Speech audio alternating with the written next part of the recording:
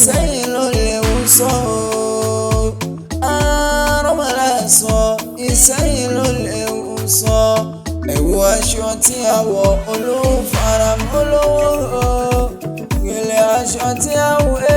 olójoogun ìdẹ̀ra àrọ́mọlá sọ Ìsẹ́yìn ló léwu sọ Yúsúfù ọmọ Adébáyọ̀ ògbógun tán happy birthday to you ọmọ Ìsẹ́yìn orò ọmọ ẹbẹ̀ dímọ̀kọ́ kò gbógun tán ìwòye àmọ́dún kọ́ láti máa lè kú jàre kó wọ́n fọdún èyí dágbére fáyé láṣẹ ara rẹ̀ bí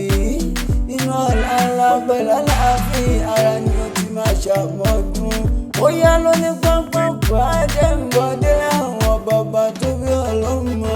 ṣé ọmọ Ìsẹ́yìn Ìsẹ́yìn orò ọmọ bèbí wọn kan ọmọ orò mi ò gbági ọrùn mi ò kọ̀pẹ́ ọmọ orò tí gbàgbà kò dalẹ̀ àwọn bàbá yìí ọmọ ìlú ẹ̀yẹ ìgẹ̀gọ̀ ògìgì àpọ́nlé níbi ojú tí ń fún tó dùn tẹnu wọn. Kékeré Ìsẹ́yìn òwú ni wọ́n ń já àgbàlagbà Ìsẹ́yìn aṣọ ni wọ́n ń hun ọ̀dọ́mọdé Ìsẹ́yìn oge ni wọ́n ń ṣe lé àwọn bàbá yìí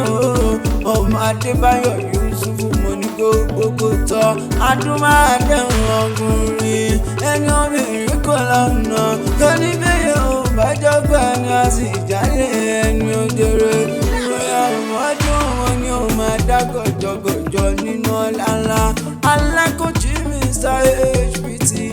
I wish you long life with prosperity ọmọ Adébáyọ̀.